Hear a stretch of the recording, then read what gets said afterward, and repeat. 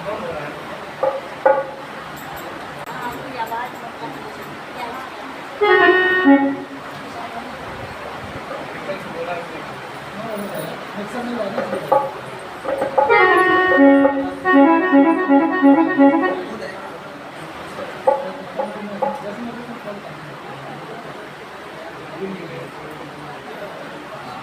देखिए हमारे आप सब बीच में गुरुदेव भगवान जो है तो मंत्रासीन हो चुके हैं। तो लाइन में ऐसे वालों मंडल करिए।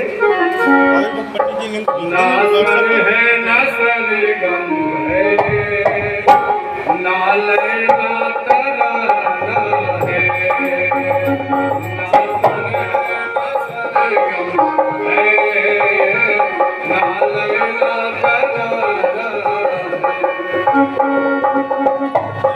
नासन है नसन गम है नालय ना तराना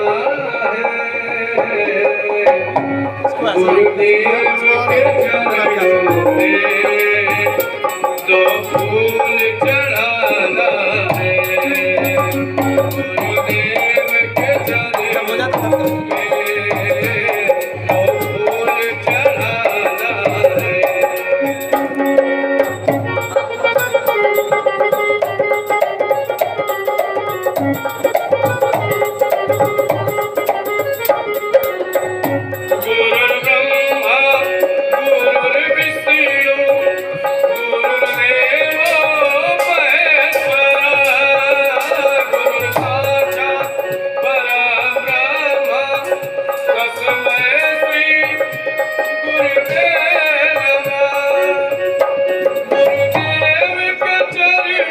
में दो फूल चढ़ाना है।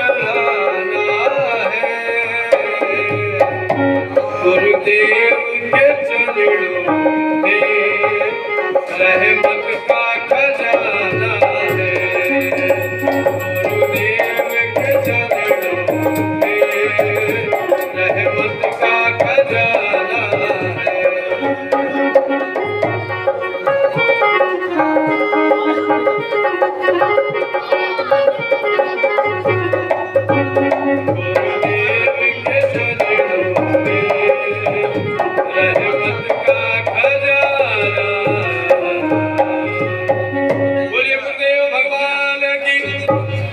भागवत भगवान की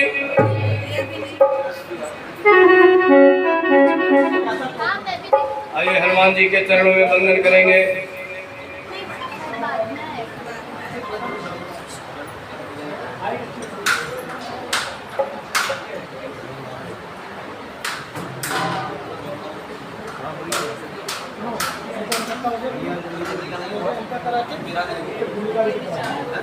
आप सबको हम लोग का सबका जरूर कराना है, सबका जरूर वहीं बुलाना है।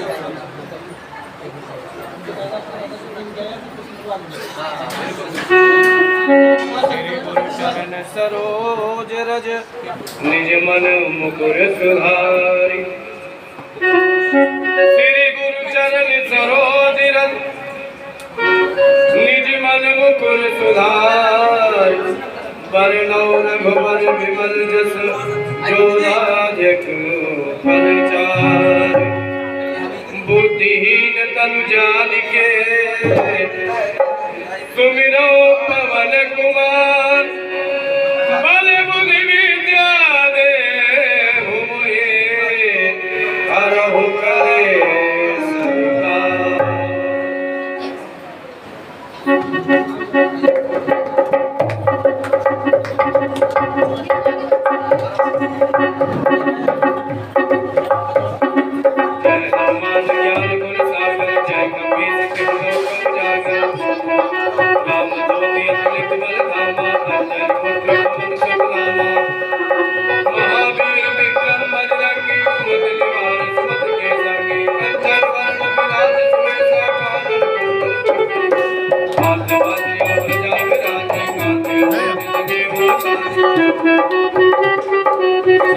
Thank you.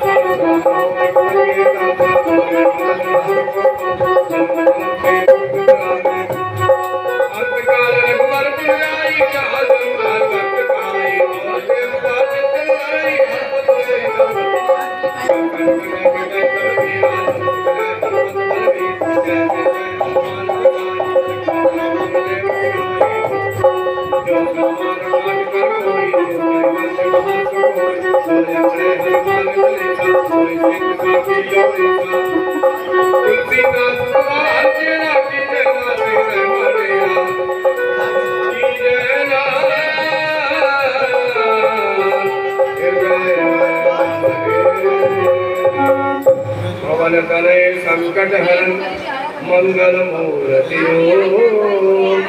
राम लखन सीता सहित हृदय बसो सुरभुम सियावर रामचंद्र की जय उमापति महादेव की पवन सुत हनुमान की। ऐसा ही लगता है पूरा ठेका पंडित जी ही लेकर बैठे हैं। आप लोग जयकारा भी नहीं लगा सकते हो। हाँ, इतने लोग बैठे हुए, एक व्यक्ति भी जयकारा भी नहीं बोल रहा है। मालूम है जब भगवान की जयकार होती है तो वहाँ से जो काल होता है, निगेटिव एनर्जी कोसों दूर चली जाती है। और जब हम भगवान की जय करते हैं, संसार वाले हमारी जय करते हैं। और हम अगर भगवान की जय नहीं करेंगे तो संसार वालों की जय जिंदगी भर करनी होगी। तो संसार वालों की जय करना अच्छी है कि भगवान की जय करना अच्छी है?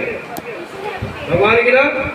तो बोलिए वृंदावन बिहारी लाल की जय, वीर बजरंगबली की, गुरुदेव भगवान की, भागवत भगवान की, नमः पार्वती पते हर हर महादेव। और शास्त्री जी वो माइक वहां से ला करके पंडित जी को दीजिए। ओ नारायण।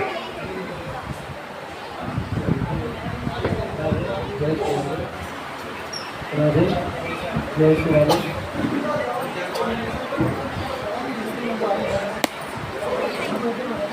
राधे जय श्री राधे। राधे जय श्री राधे।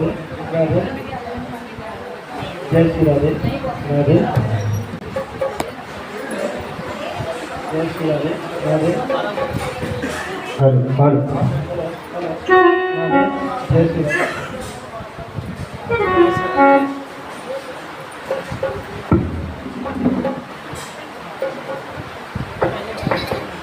जय श्री राधे।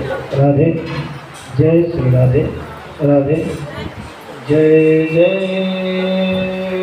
श्री राधे। राधे जय श्री राधे। हरि ओम।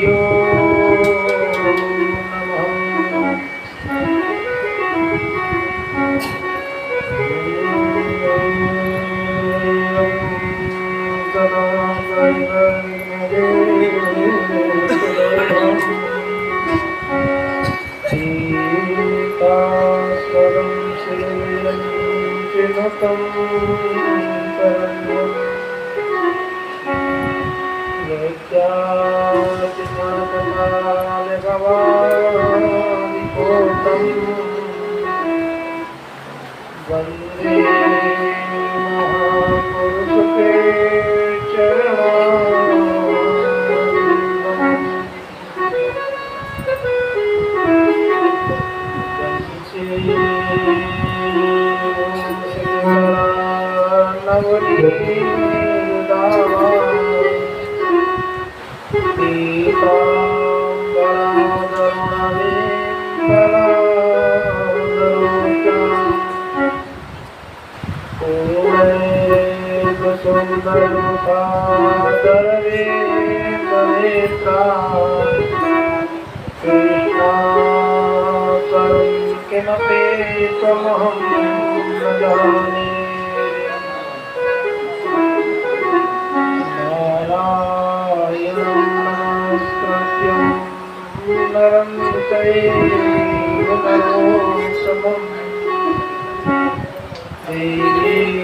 सरस्वती व्यासं ततो जयं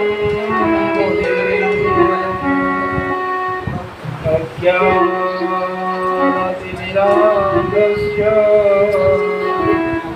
ज्ञानाञ्जनं शलाकया चक्षुरुन्मीलितं येन तस्मै श्रीगुरुवे नमः।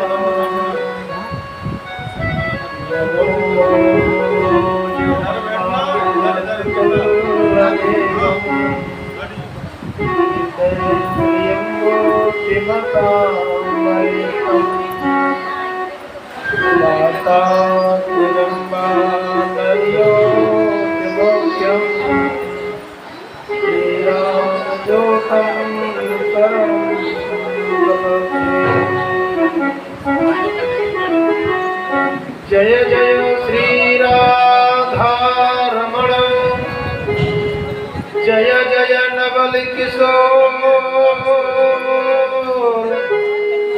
जय गोपी चित चोर प्रभो जय जय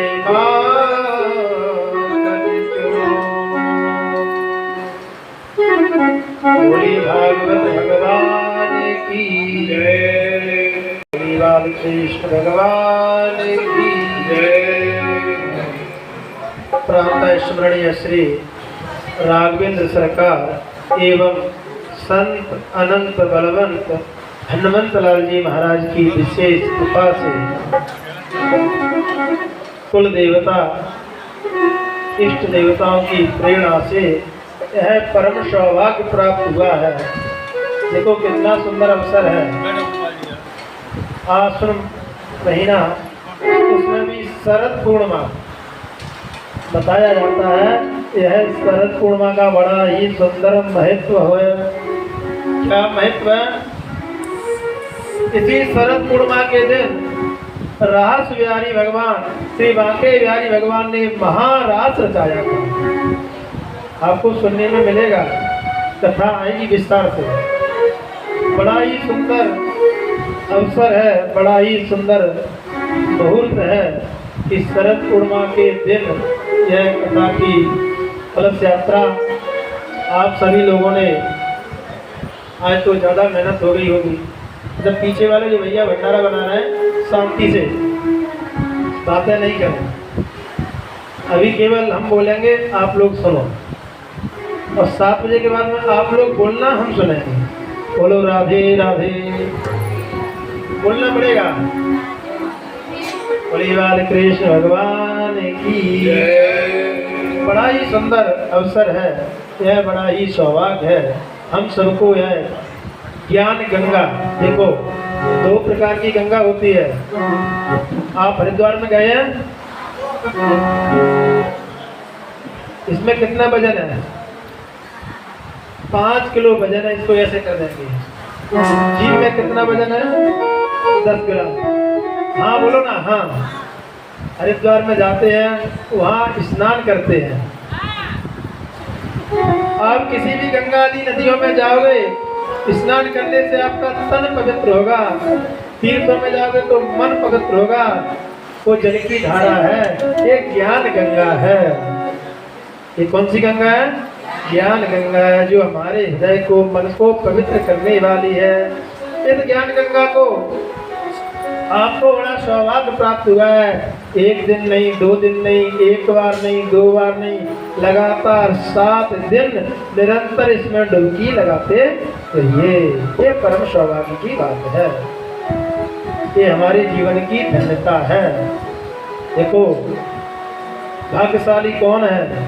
भाग्योदयेन बहु जन्म समर्जितेन सत्संगम चलवते पुरुषो यदा वै। भक्ति सूत्र में नारद जी कहते हैं वो भाग्यशाली नहीं है। देखो हमें संसारी जीव, हम लोग क्या सोचते हैं? जिसके पास में फॉर्च्यूनर गाड़ी हो, जिसके पास में बंगला हो, जिसके पास में एसी हो, वो भाग्यशाली है। संतों की दृष्टि में वो भाग्यशाली नहीं है। संत भगवान क्या कहते हैं?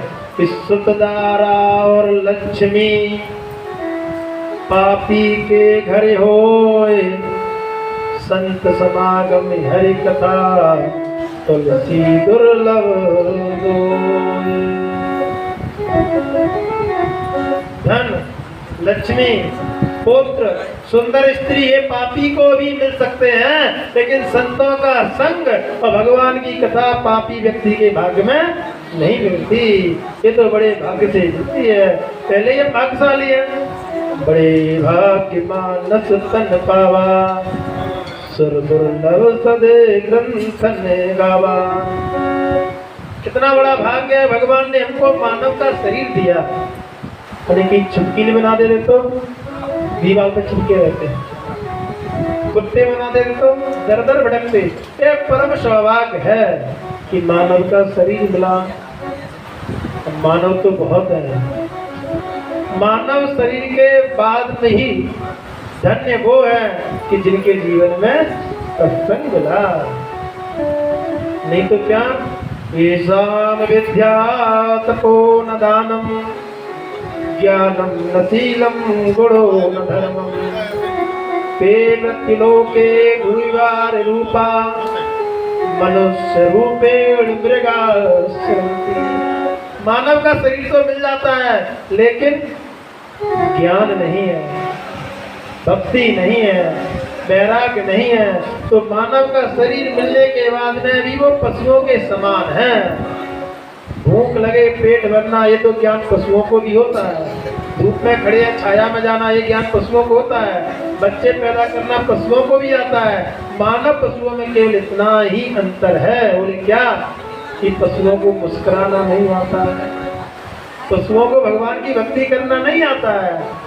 पशुओं को भगवान का भजन करना नहीं आता है और सब बराबर के लक्षण हैं। धन्य है हम सभी लोग, बड़ा ही सौभाग्य प्राप्त हुआ है कि जायसवाल परिवार की ओर से यह परम सुंदर अवसर प्राप्त हुआ है। हमारे श्रीमान अच्छे लाल जायसवाल जी के मन में विचार आया, देखो ये सब पितरों की कृपा से होता है।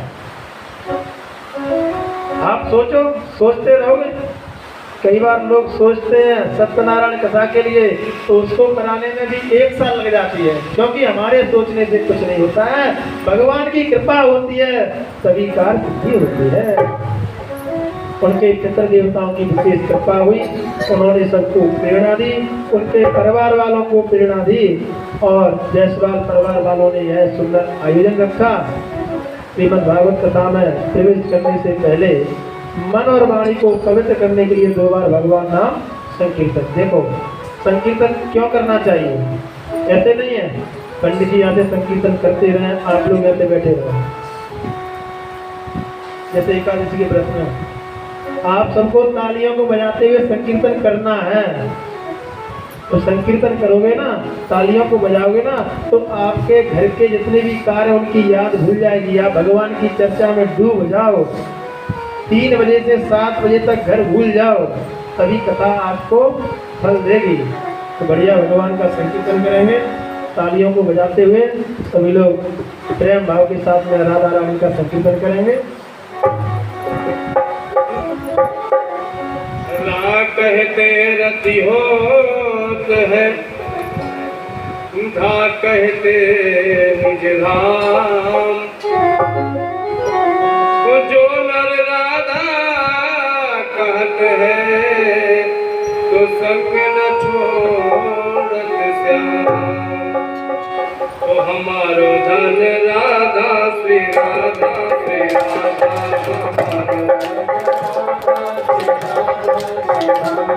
जीवन धन राधा श्री राधा श्री राधा,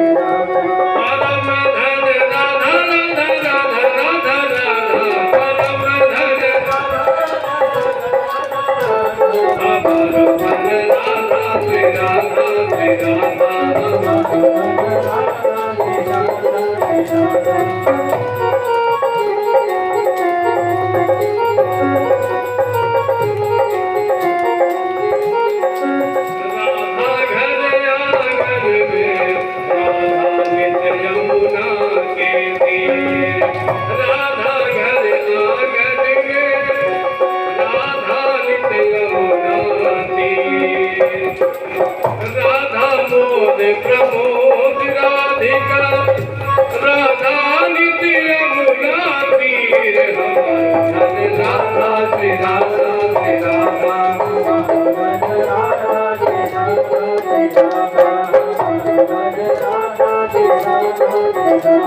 परम धन राधा राधा राधा श्री राधा, परम धन राधा श्री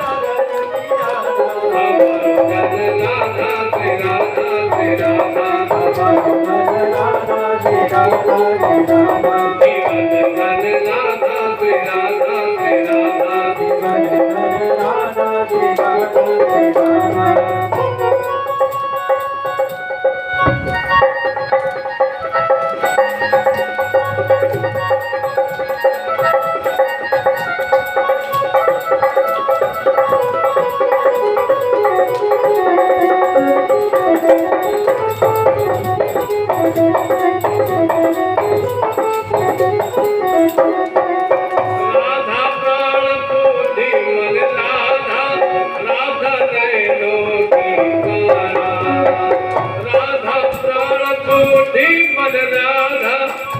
राधा नैनों की तारा।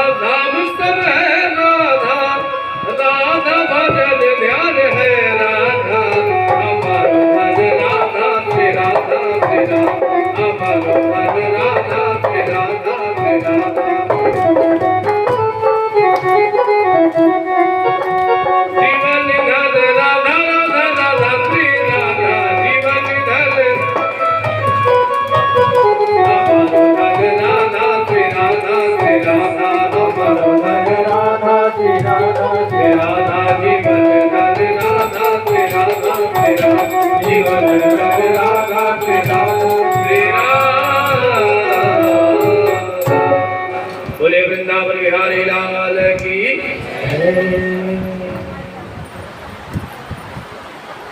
सच्चिदानंद रूपाय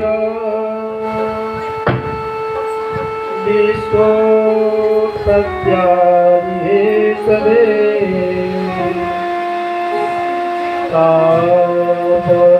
तापत्रविनाशाय श्रीकृष्णाय वयं नमः। श्रीमद् भागवत में वेद व्यास जी ने महात्म में प्रथम श्लोक में जो भगवान की वंदना की है, जो मंगलाचरण किया है, वो बड़ा ही विलक्षण है। मंगलाचरण का तात्पर्य होता है, जब भी हम किसी ग्रंथ में प्रवेश करते हैं तो अपने इष्ट देवता का नाम लेकर के प्रवेश करते हैं। लेकिन यहाँ पर वेद व्यास जी ने जो मंगलाचरण किया है, ना तो राम का नाम लिया है, ना कृष्ण का लिया है, ना शिव का लिया है, ना ब्रह्मा का लिया है। क्या किया? सच्चिदानंदरूपाय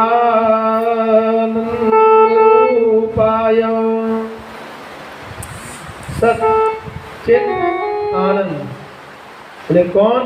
जिनका स्वरूप सत है, जिनका स्वरूप चिद है, प्रकाशमान है, जो आनंद स्वरूप है, उन भगवान का मंगलाचरण किया।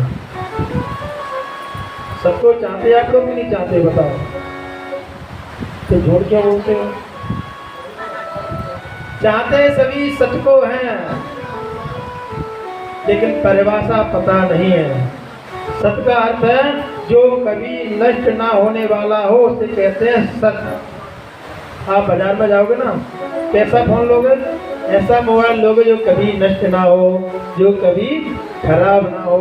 ऐसे ही तो लेते हो।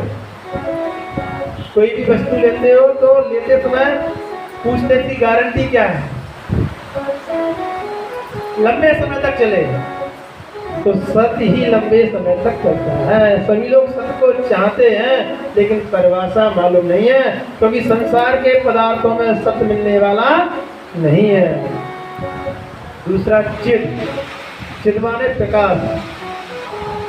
वो परमात्मा स्वतः ही प्रकाशमान है, सूर्य के समान। आप सूर्य को देखने के लिए टॉर्च जलाते हो कभी? क्या वो तो स्वतः ही प्रकाशमान है। ऐसे ही परमात्मा प्रकाश का स्वरूप है, स्वतः ही प्रकाशमान है, चेतन स्वरूप है। उन्हीं परमात्मा की चेतनता के कारण संसार में हर जीव के अंदर चेतनता है। आनंद, वो आनंद का भी स्वरूप है। देखो हम लोग जो ढूंढते हैं ना आनंद, संसार के पदार्थों में आपको सुख मिलता है, आनंद नहीं मिलता है। क्यों? सुख का उल्टा दुख भी होता है, और आनंद का उल्टा कुछ संसार में है ही नहीं, बना ही नहीं। लोग कहते ना रसगुल्ला खाया आनंद आ गया, बोलते कि नहीं बोलते? आप लोग बोलते हो? अगर रसगुल्ला ही आपको आनंद दे रहा है तो समझो आप 4 रसगुल्ले खाओ, 10 खाओ, 15वां रसगुल्ला खाते अंदर जाएगा, वो आपको बुरा लगने लगेगा। मतलब रसगुल्ले में आनंद नहीं है। आपकी इच्छा हुई रसगुल्ला खाने की, आपने रसगुल्ला खाया, इच्छा की पूर्ति हुई तो आपको सुख मिला, क्षणिक सुख मिला, वो आनंद नहीं है। संसार के पदार्थों में केवल क्षणिक सुख मिलता है। लोग एसी में सोने से कहते हैं आनंद आ गया, सोते रहो 4 दिन तक, फिर वो एसी भी आपको काटने लगेगी, क्योंकि वो क्षणिक सुख है, आनंद नहीं है। आनंद तो केवल परमात्मा के चरणों में ही है। भगवान का स्वरूप कैसा है? अच्छा, आजकल जो नास्तिक लोग हैं ना, वो हम लोगों को भ्रमित कर देते हैं। तो सबसे पहले कहते भगवान तुमने देखा? तुम खड़ी रह जाओ, बोले नहीं। अगर आपसे कोई पूछे भगवान आपने भगवान को देखा, तो क्या जवाब दोगे? तो देखा। भगवान का स्वरूप कैसा है? कि भगवान सत्य है। कैसा सत्य है? कि जो कभी नष्ट होने वाला नहीं, कोई भगवान का स्वरूप है। भगवान चिद है, चेतना स्वरूप है। संसार में जो भी देख रहे हो, जिसके अंदर भी चेतनता है, वो सब भगवान का ही स्वरूप है। भगवान आनंद देने वाला है, तो भगवान का स्वरूप है सत्य चित आनंद। किसी ने कहा भगवान करते क्या है? सच्चिदानंद रूपाय विश्वोत्पत्त्यादि हेतवे, वो जगत को उत्पन्न करते हैं। क्या करते हैं? उत्पन्न करते हैं। वो जगत का पालन करते हैं और वो जगत का संहार करते हैं। किसी ने कहा तुम्हारा भगवान बड़ा खराब है, जगत को उत्पन्न किया, बहुत अच्छी बात, जगत का पालन पोषण किया, अच्छी बात, लेकिन जगत को संहार कर दिया, उसका नाश कर दिया, ये समझ में नहीं आया। ये कैसा भगवान है कि नाश भी कर देता है? देखो, भगवान कभी गलत नहीं करते हैं। हम लोगों को दिखने में गलत लगता है। आप लोग गांव में गए होंगे ना, देखा होगा गांव में लोग किसान भाई खेती करते हैं, करते कि नहीं? क्या करते हैं? पहले बीज डालते हैं, फसल को उगाते हैं, फसल को पैदा करते हैं, फिर पशुओं से उसकी रक्षा करते हैं, चारों तरफ से उसकी सुरक्षा करते हैं, समय समय पर खाद बीज पानी सब देते हैं। तो जब समय आ जाता है ना, समय आने पर उसकी फसल को काटते हैं। देखने में लग रहा है कि किसान उस फसल को काट रहा है, वास्तव में देखा जाए तो फसल को काट नहीं रहा है, उन एक पौधा को काट रहा है, हजारों बीजों की रक्षा कर रहा है। एक बीज से एक पौधा हुआ, उस पौधों में 1000 बीज हैं, उनकी रक्षा कर रहा है। देखने में लगता है काट रहा है, वास्तव में वो रक्षा करता है।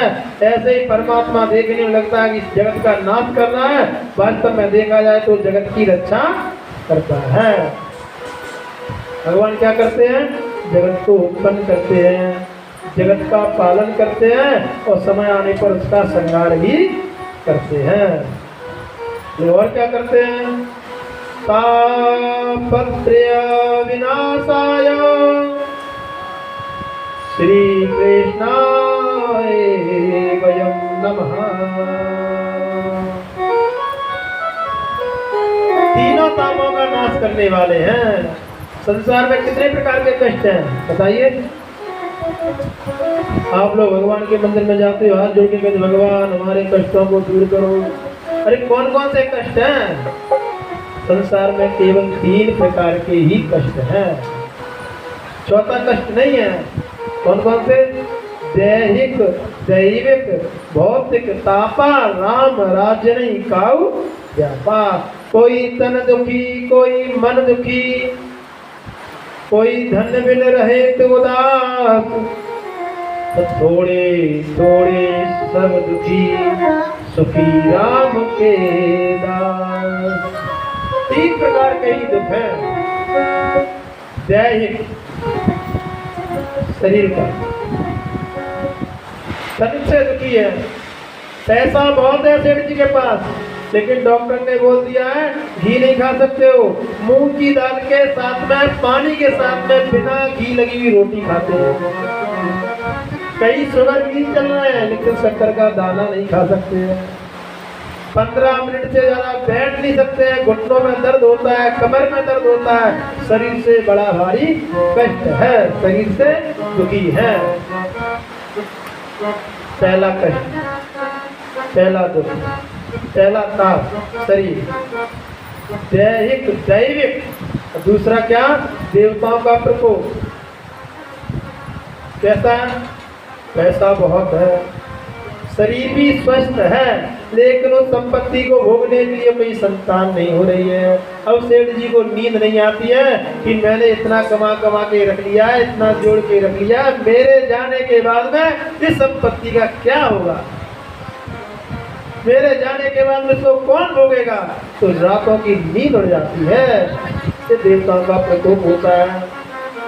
दैहिक दैविक और भौतिक, शरीर एकदम स्वस्थ, बच्चे भी अच्छे संस्कारी हैं, बात मानने वाले हैं, लेकिन उन बच्चों को पढ़ाने के लिए पैसा नहीं है। बच्चे कहते हैं ना मुझे भी अच्छे स्कूल में जाना है, तो पैसा नहीं है। बच्चे कहते हैं मुझे मॉल में जाना है, तो पैसा नहीं है। तो भौतिक साधन नहीं जुटा पा रहे हैं। बच्चे कहते हैं पिताजी गर्मी बहुत लग रही है, एसी लगवा दो। पिताजी कहाँ से लगवा दें? ये भौतिक दुख है।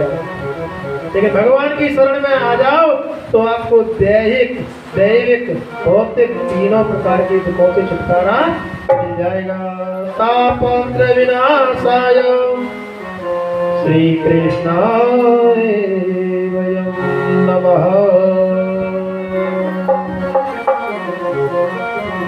सूत जी महाराज कहते हैं हे स्वर्गाधीश्वर,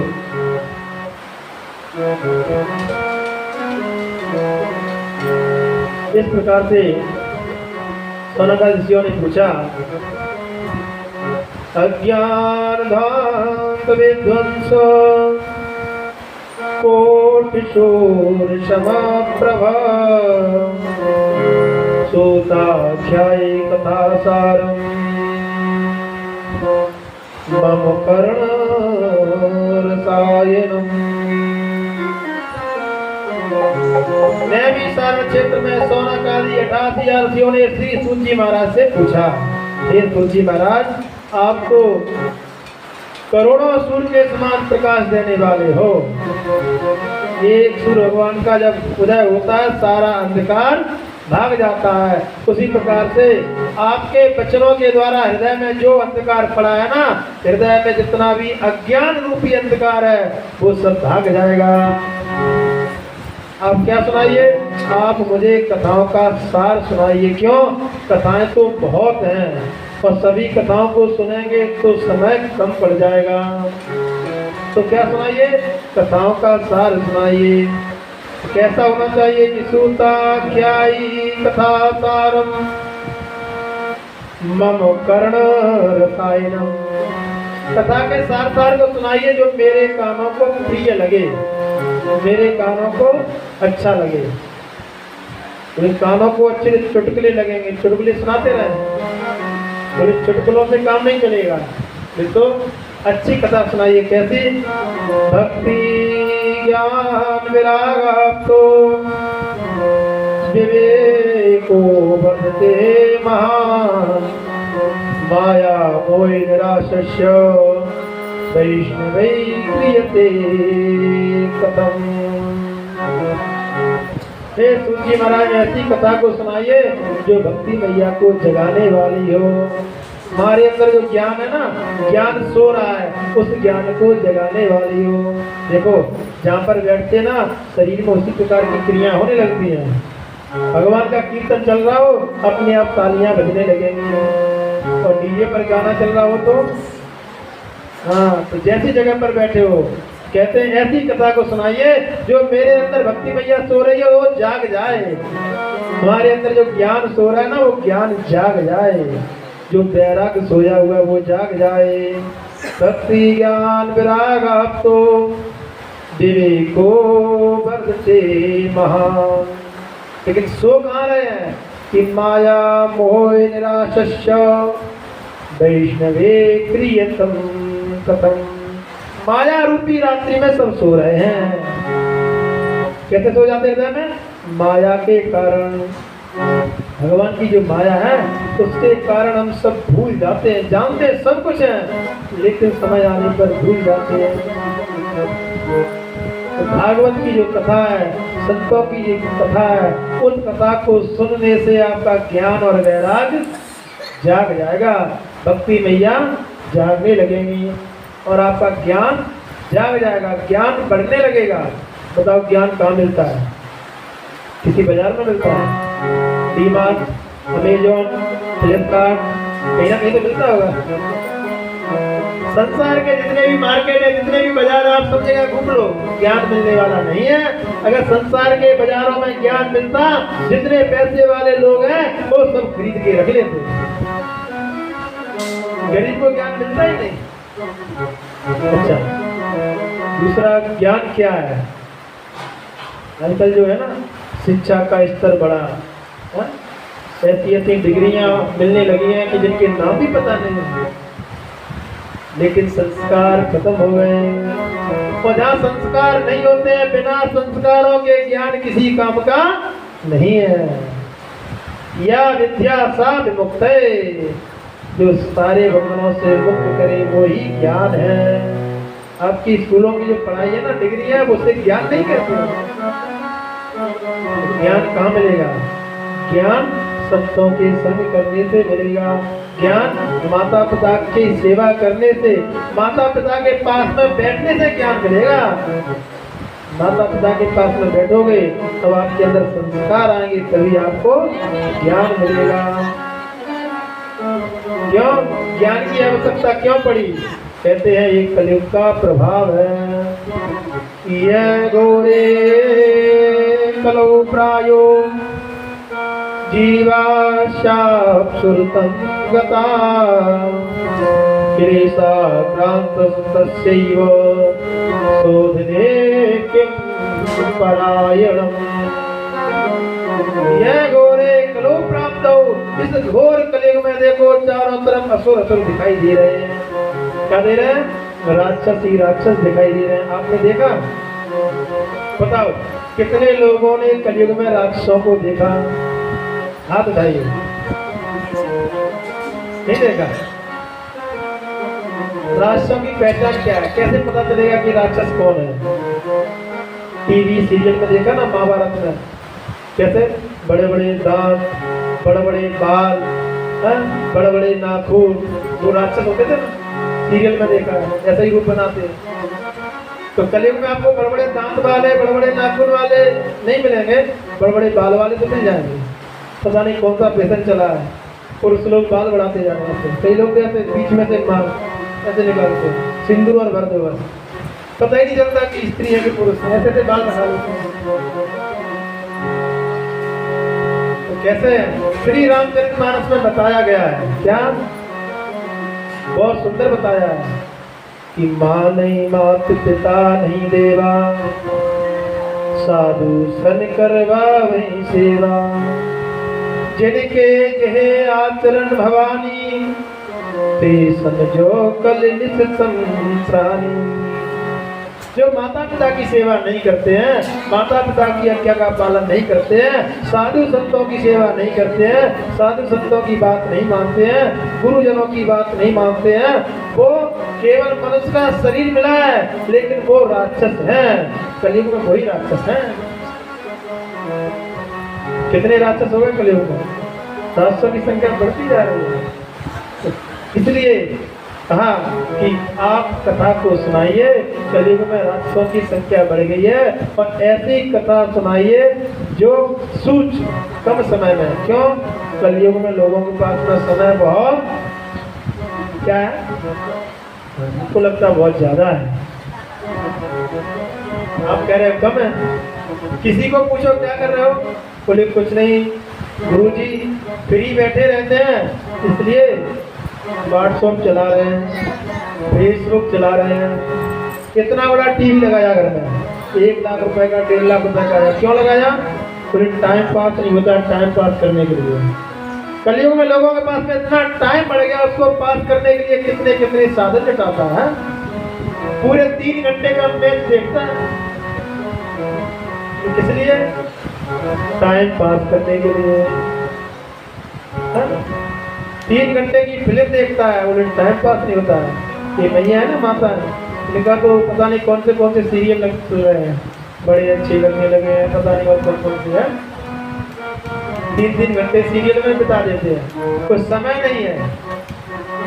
इतना समय बढ़ गया है कि आप उसको पास करते हो। तो आप लोगों से कहो कि सुबह हनुमान चालीसा का पाठ कर लिया करो। पंडित जी हमारे पास में समय कहाँ है, सुबह टिफिन बनाना है, स्कूल का बैग तैयार करना है, पति के लिए बैग तैयार करना है, और इन देवताओं से कहो मुझे ऑफिस जाना है। समझ में आया? 2 मिनट में हनुमान चालीसा होता है। कितने समय में? 2 मिनट में हनुमान चालीसा होता है। उसके लिए समय नहीं है। और 3 घंटे का मैच देख लोगे, 3 घंटे की फिल्म देख लोगे, एक कलयुग का प्रभाव है। भगवान की भक्ति में, भगवान की कथा में, सत्संग में मन नहीं लगता है, और संसार के कार्यों में मन ही मन लग जाता है। कथा में बैठते हैं, अभी कितना टाइम हुआ है? अभी 15 मिनट हुए हैं, घुटनों में दर्द होने लगे, ऐसे ऐसे करने लगे कुछ लोग। और फिल्म 3 घंटे की देखते हैं, एक बार भी नहीं सोचते हैं कि कहीं जाना है। कई लोग तो घड़ी देख रहे हैं, पंडित जी कब बंद करेंगे। कलयुग का प्रभाव है, युग का धर्म है। आज भारत में छा रही काली घटा, काली घटा मत काली घटा। आज भारत में छा रही काली घटा। कैसे? कि राम कथा में मन नहीं लागे, और टीवी सिनेमा में रातों डटा। आज भारत में छा रही काली घटा। आज भारत में गौएं कटत हैं, और पीने को नहीं है चिरुभर मठा। आज भारत में छा रही काली घटा। ये वही भारत देश है जहाँ पर गाय की पूजा होती है, और कहते हैं कि गौ माता के अंदर सभी देवता निवास करते हैं। गाय को पशु नहीं अपितु माँ कहा जाता है। और कलयुग का ऐसा प्रभाव हुआ कि इसी भारत में आज गैया कट रही है। जहाँ पर दूध की नदियां बहती थी, और उस भारत देश में आज छाछ नहीं मिल रही है पीने के लिए। छाछ के लिए लोग तरस रहे हैं। राम कथा में मन नहीं लागे, टीवी सिनेमा में रातों डटा। आज भारत में छा रही काली घटा। साधु संत को कुटिया नहीं है, और सराग व्यंजन को पूछे हटा। आज भारत में छा रही काली घटा। तो साधु संत को भोजन नहीं है, साधु संत को भोजन नहीं है, और सराग व्यंजन को पूरी भटा। आज भारत में छा रही काली घटा। ये का धर्म है। सोनका ऋषि कहते हैं तुलसी महाराज, कलयुग के प्रभाव से बचने के लिए आप सुंदर सी कथा सुनाइए। क्यों? चिंता बड़े लोक सुखम, सुरद्रो स्वर्ग संपदम। प्रियच्यते गुरु प्रीतो, वैकुंठम योग दुर्लभम। चिंता बड़ी होती है ना, चिंता बड़ी आप जो सोचते हैं वो ही दे सकती है। चिंता बड़ी जो आप सोचोगे वो ही देगी, उसके अलावा कुछ देने वाली नहीं है। वैकुंठ को देने वाली नहीं है, मोक्ष देने वाली नहीं है। संसार के भौतिक जितने भी साधन हैं वो चिंता बड़ी से मांगो, कलम वृक्ष से मांगो, मिल जाएगा। लेकिन भगवान की भक्ति और मुक्ति देने वाली नहीं है। वो तो गुरु के चरणों में आने से ही मिलती है, वो तो संतों के संग करने से ही मिलती है। तो कहा कि आप मुझे, सोनका ऋषियों ने पूछा क्या, कि आप मुझे सुंदर सी कथा को सुनाइए। काला व्याल मुखग्रासो त्रास निर्णास हेतवे, श्रीमद् भागवतम शास्त्रम कलौ गिरे भासतम। हम सभी कहाँ पर बैठे हैं? काल के गाल में बैठे हैं। किसके गाल में बैठे हैं? काल के गाल में। जैसे मानो एक सांप ने मुंह खोल दिया और उस मुंह में एक मेंढक बैठ गया, और जब तक सांप का मुंह खुला है तब तक वो जीवित है, और सांप ने मुंह बंद किया तो हम सब कहाँ बैठे हैं? काल के गाल में, पता नहीं कब नंबर आ जाए। बताओ, किसी को पता है कि हम नहीं मरेंगे? कल का भरोसा है क्या? तो हम सभी काल के गाल में रहते हैं। काल व्याल मुख ग्रास त्रास निर्णास हेतवे श्रीमद्भागवतम शास्त्रम कलो वीरेण भास्कर। सबको एक ही डर है, बताओ किसका डर है? सबसे बड़ा डर किसका लगता है? भूत का, सांप का? डर एक ही है, सबसे बड़ा एक ही डर है, मरने का। बस मरे नहीं,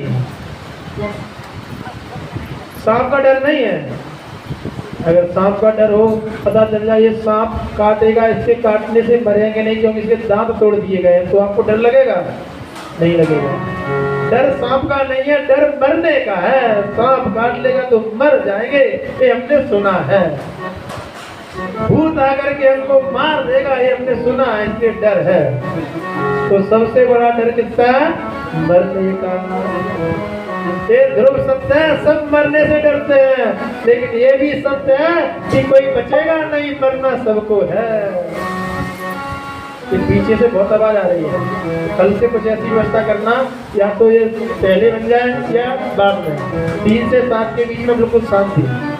तो चटर पटर हो रही ना, उसमें तड़का लग रहा है, उसकी स्मेल आ रही है, तो गले तक जा रही है, तो बोलने में दिक्कत हो जाएगी। हाँ, 7 दिन बोलना है। तो सबसे बड़ा डर किसका है? मरने का डर है। तो मरने का जो भय है ना, उससे कैसे बचोगे? देखो, मृत्यु तो निश्चित है, यही अंतर है विज्ञान में। देखो, डॉक्टरों में, विज्ञान में और धर्म में, डॉक्टरों में और गुरुजनों में यही अंतर है। विज्ञान आपको क्या सिखाता है? विज्ञान आपको मरने के भय से बचाएगा। बोलो, आपको कहेगा ठीक है, हम आपका ट्रीटमेंट कर देते हैं, आपका इलाज कर देते हैं, ना? कुछ समय तक आप स्वस्थ रहोगे, लेकिन मरने का भय बना रहेगा। और गुरुजनों के शरण में आओगे तो वो कहेंगे मृत्यु तो सत्य है, मरना तो निश्चित है, लेकिन मरने के भय से, चिंता से प्रतिदिन क्यों मर रहे हो? उसको सोच सोच के प्रतिदिन क्यों मरते हो? तो साइंस आपको, विज्ञान आपको मरने के भय से कुछ समय के लिए बचाएगा, और लेकिन भागवत कथा, संतजन हमेशा के लिए आपके अंदर से मृत्यु का भय निकाल देंगे। मरना तो है, लेकिन इसको सोच सोच के प्रतिदिन क्यों मरते हो? अच्छा, भय तब तक है जब तक वो आपकी पहचान नहीं है। जैसे कोई अमुक पुलिस अधिकारी है और वो आपके सामने आया, आपने कोई अपराध कर रखा है, जैसे वो आपके सामने आया तो आप डर जाओगे। और समझो पुलिस अधिकारी से आपकी पहचान है, तो वो आपके सामने आएगा, आपको डर लगेगा? नहीं लगेगा, बिल्कुल डर नहीं लगेगा। उसी प्रकार से जब तक मृत्यु से आपकी पहचान नहीं है, तब तक आपको मृत्यु से डर लगता है, और जैसे मृत्यु से पहचान हो जाएगी तो आपका डर निकल जाएगा। तो मृत्यु से पहचान कराने के लिए ही ये 7 दिन की कथा चलेगी। क्यों? हम मरते नहीं हैं, ये शरीर मरता है, हम शरीर नहीं है। ये सब 7 दिन तक बताया जाएगा। आज वैसे भी पहला दिन है, और पहले दिन व्यवस्था जमाने में समय लग ही जाता है। पहले दिन तो श्री गणेश ही हो पाता है।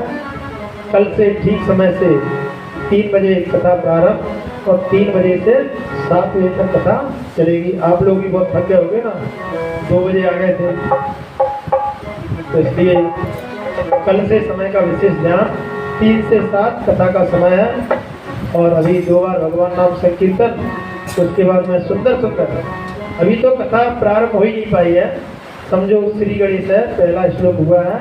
कल से आपको ठीक समय से कथा श्रवण कराने के लिए मिलेगी। सुंदर सुंदर चरित्र हैं, उन चरित्रों को सुनने के लिए आप सभी लोग अधिक से अधिक संख्या में, जितनी ज़्यादा संख्या रहेगी उतना ही कहने में अच्छा लगेगा। और थोड़ा माइक की व्यवस्था कल से ठीक हो जाएगी। माइक वाले भैया बता रहे थे, आज थोड़ा सा इसमें दिक्कत है, तो कल वो भी ठीक हो जाएगी तो और ज़्यादा आनंद आएगा। समझ में आ रहा है ना? समझ में नहीं आया तो ऐसे हम कर देना, दोबारा बताएंगे। फिर किनको समझ में आ रहा हाथ पर करना। बोलिए बांके बिहारी लाल की, बोलिए भागवत भगवान की। तालियां को बजाते हुए भगवान श्री कृष्ण का संकीर्तन करेंगे। उसके बाद में आरती करके और प्रसाद लेकर के यथा स्थान प्रस्थान करेंगे।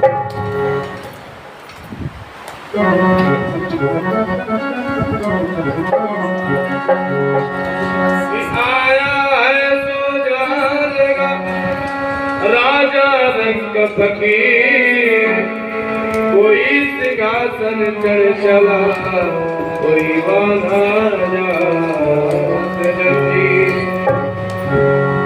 कृष्ण गोविंद हरे मुरारे, हे नाथ नारायण वासुदेवा, श्री कृष्ण गोविंद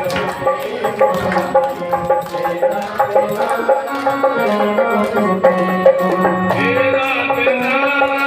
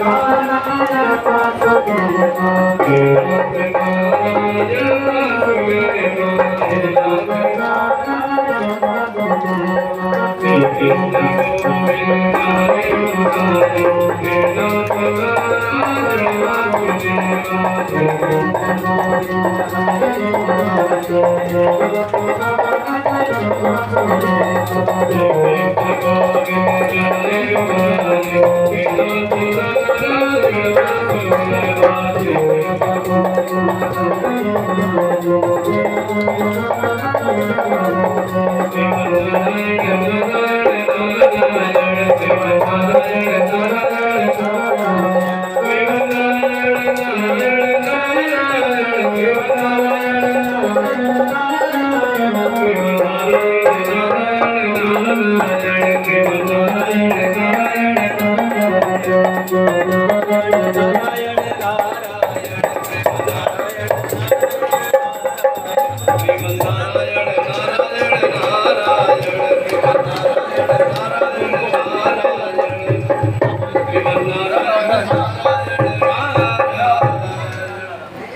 सभी लोग अपने अपने स्थान पर खड़े हो जाएं।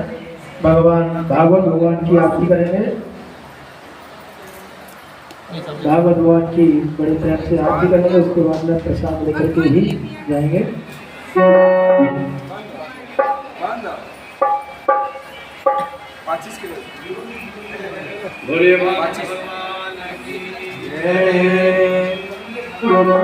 श्री भागवत भगवान की है आरती,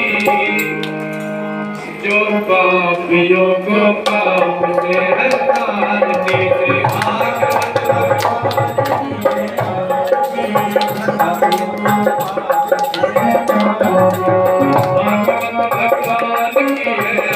आरती, जो पापियों को पाप से हटाती।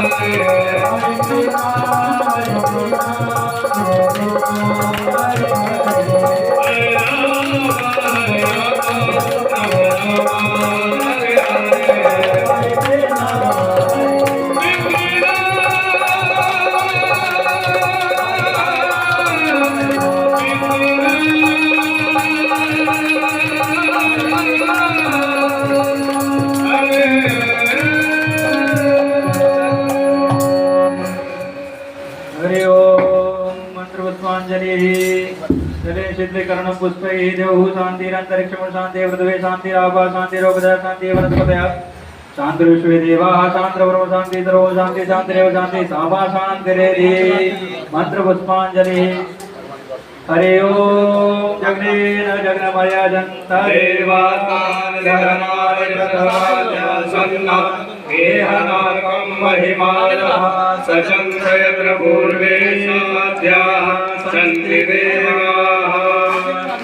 ओम एकदन्ताय विद्महे वक्रतुण्डाय धीमहि तन्नो दन्ती प्रचोदयात्। हरि ओम सद्पुरुषाय विद्महे महादेवाय धीमहि